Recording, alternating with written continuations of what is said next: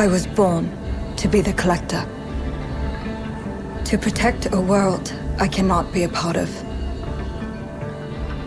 Destined to be feared for what I am. It is my fate.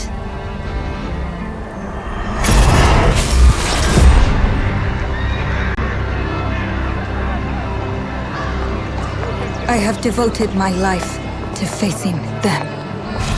Those granted the power to raise souls. Those corrupted by their gifts. Tilting the ancient balance toward cataclysm. But at last, their debt is due.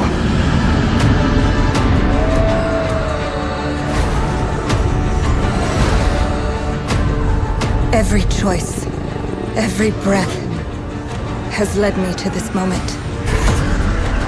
As the moon bears witness, I take the first step. My time has come. I am ready.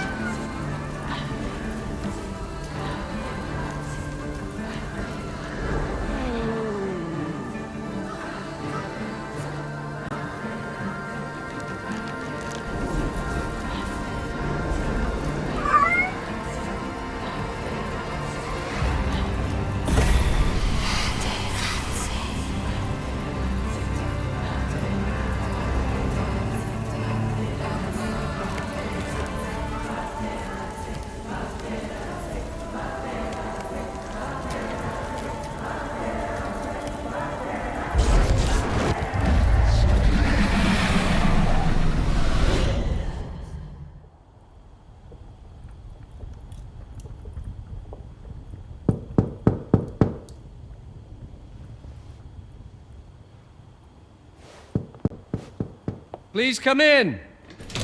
Professor Lucas? Yes. Yes, and you must be Cleo. I'm up here. Please join me. Be right there.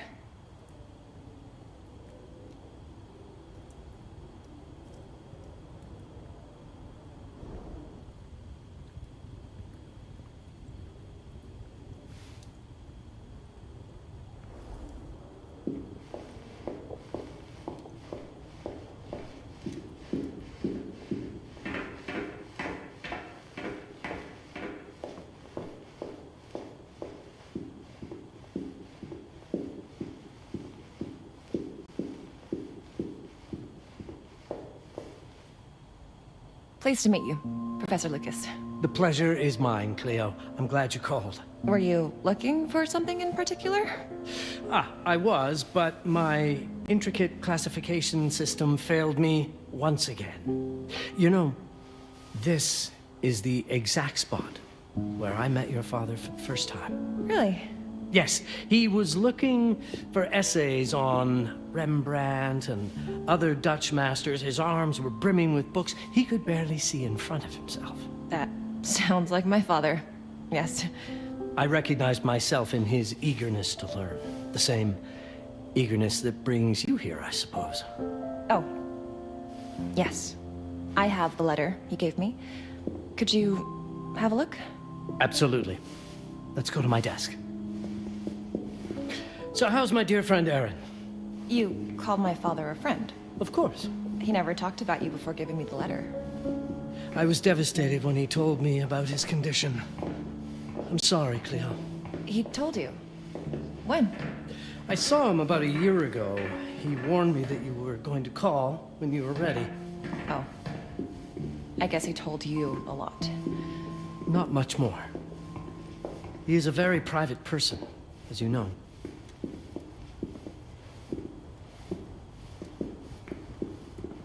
Now, let's see that intriguing letter. I can't read past the first line my father wrote. And then there's this last part at the end. Both are in English, but everything else is... I was hoping you could help me. I've never seen anything like this before. The writing seems to be hidden behind some sort of veil, and there's movement in it. It's like something organic. You're absolutely right. I've only seen this once before. I have a 300-year-old manuscript that has the same protective layer, which means that this letter is from the Zandaris tribe. Zandaris? Yes. It's a very ancient tribe. I wonder how your father got this letter. Can you decipher it? I'm afraid I can't. But there is a tome in here on ancient writing that mentions the Zandaris' protected communication. Although finding it may be a bit of a challenge, I think I might have stored it a little too well. The library's registry should help.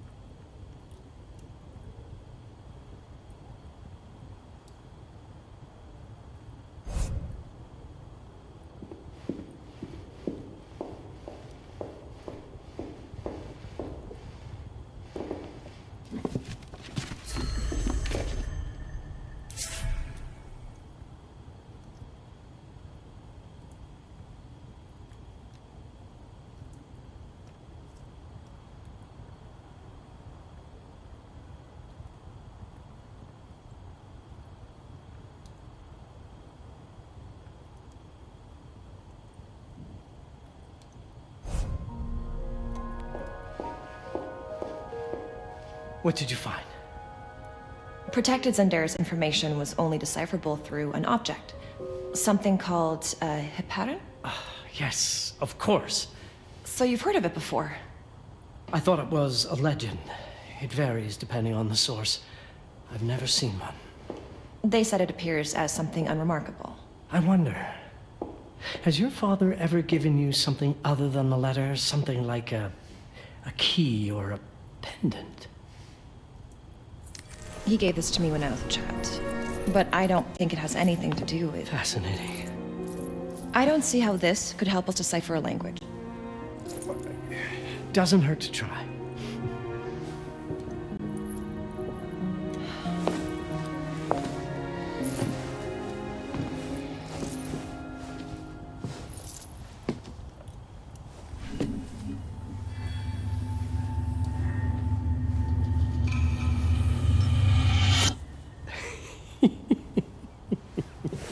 It doesn't work.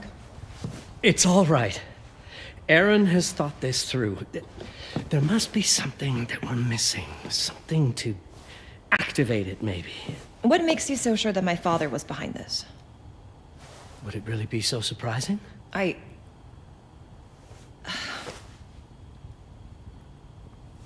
just wish he had told me more before he...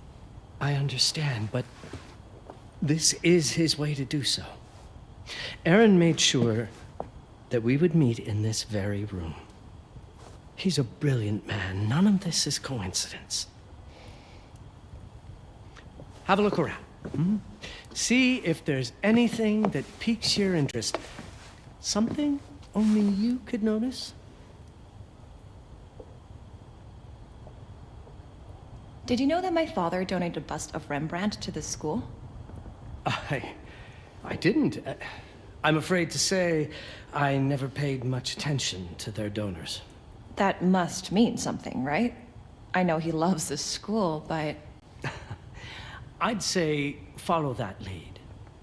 There's a section in this library dedicated to Rembrandt. Show me everything your father might have left you, Cleo. 2 heads are better than 1.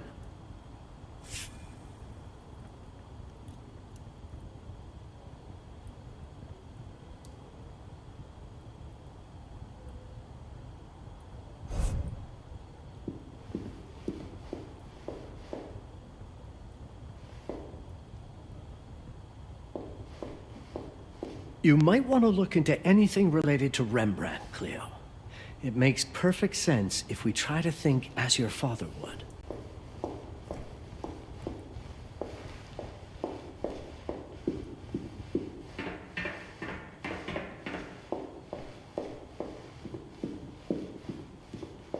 I'm not sure your father left you anything here, but I do know he would have wanted you to look into Rembrandt.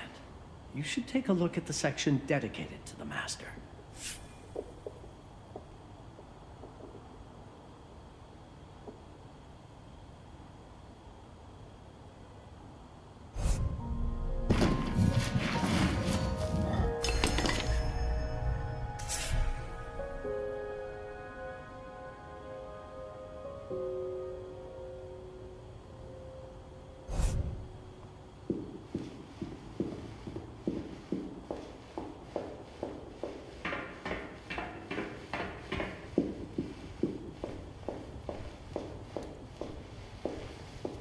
My father left me a note.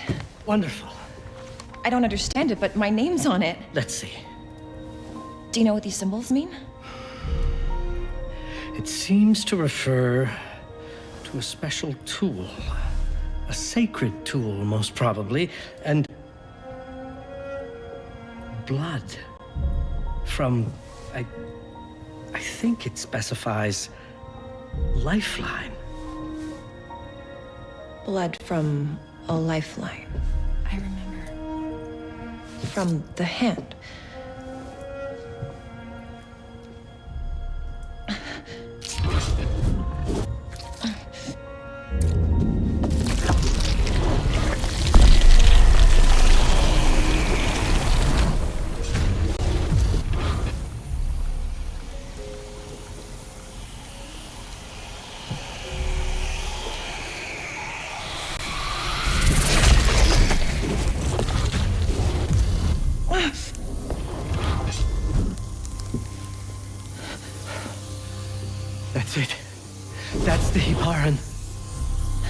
Aim it at the letter.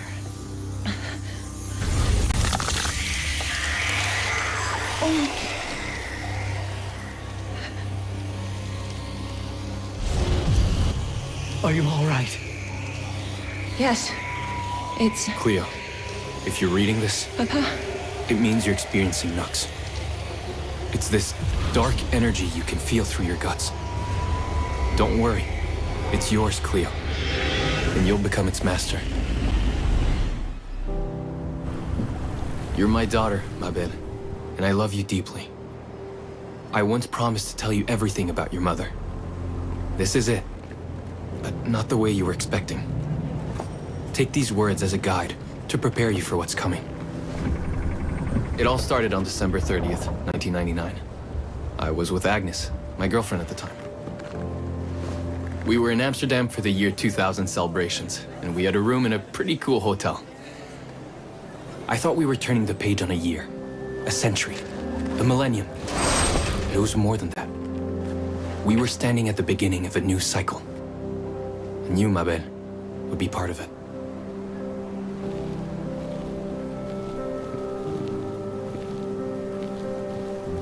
Everything starts with Agnes, as far as you and I are concerned, Cleo. But in fact, it's hard to grasp how ancient this story is.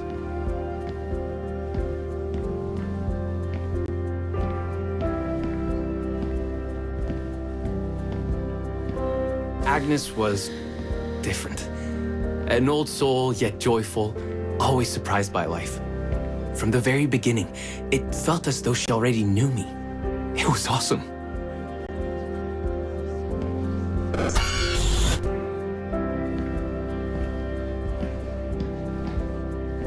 Agnes had planned something for us in our room that night. Some of her belongings had already been delivered. Ancient artifacts. I was fascinated.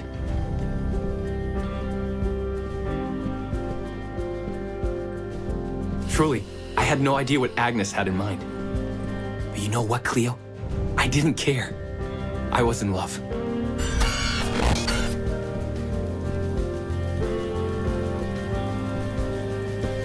I never questioned Agnes's actions. She had a way of making me feel important and wanted. Needed, even.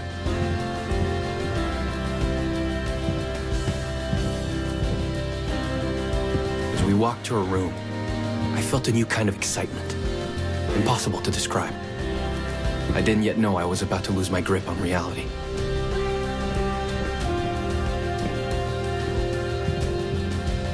As you'll see, Mabel, losing my grip on reality is an understatement. The truth is, I never had a grip on anything at all.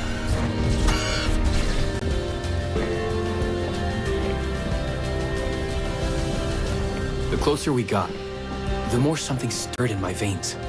Nothing unpleasant. More as though the city's canals were running through my body.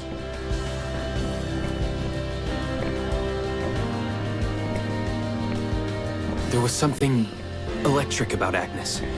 A force emanated from her. The force I was about to discover.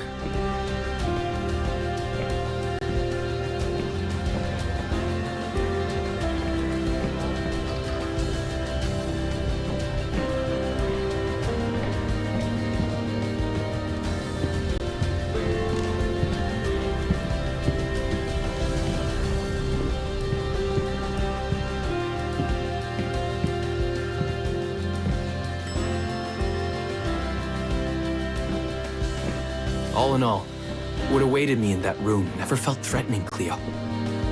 Deep inside, somehow, it always felt as though I'd been chosen. Agnes went directly to the bathroom to put on her magic touch, she said. She didn't need any in my view. She was being literal, I guess.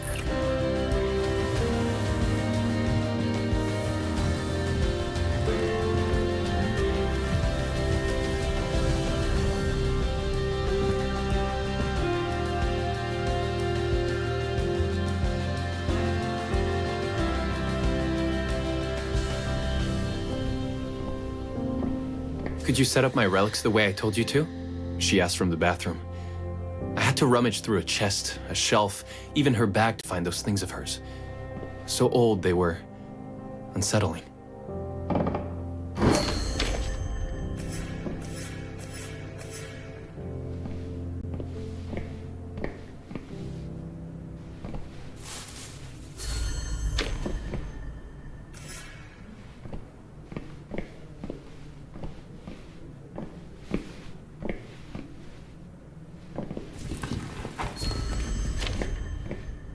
Did all my mirrors get installed? She asked. Yes. They had been placed around the bed, and the bed had been moved. Even now, I don't know how, or by whom.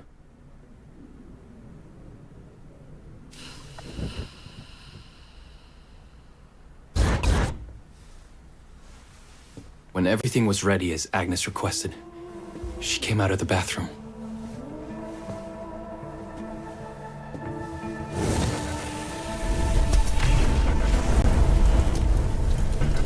She was...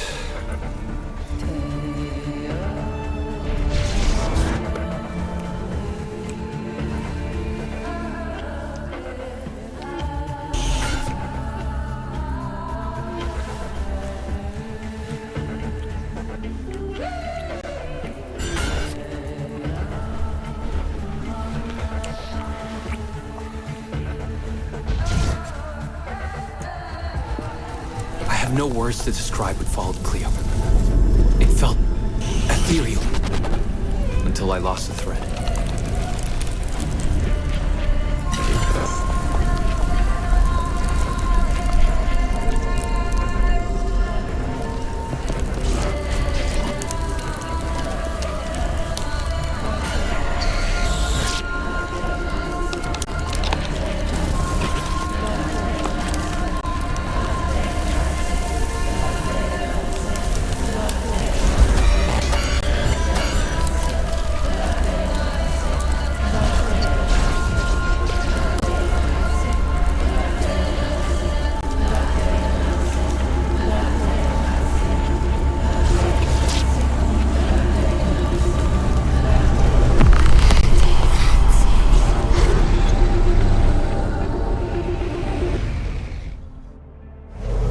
Woke up or something.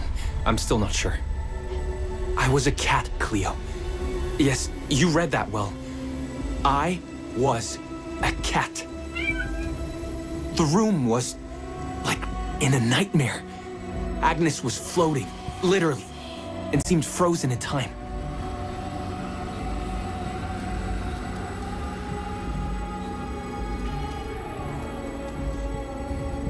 Of course, I thought I was dreaming.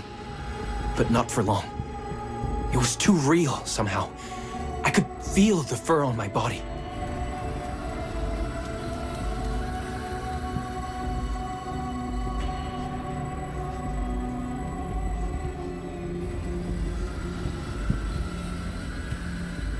My senses were heightened.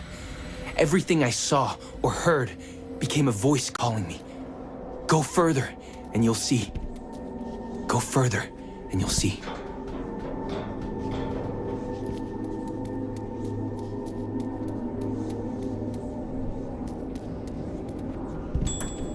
The further I went, the more real my sensations became. Yet the world around me felt increasingly surreal. It was scary, disturbing. But something was definitely calling to me, from what seemed to be the other side.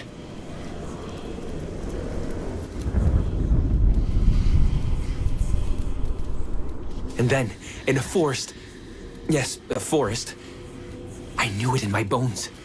It was someone calling me. A woman.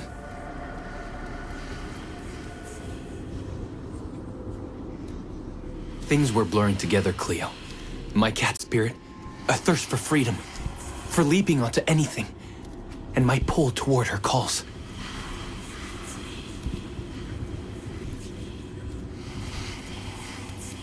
And I saw her, frozen in time, like Agnes in the room. And my cat's spirit again, a need to size her up.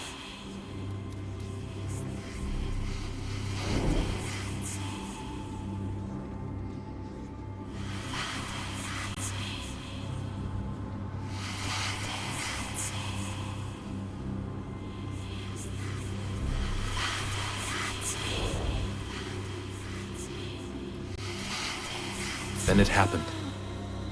For a brief moment, I became fully feline.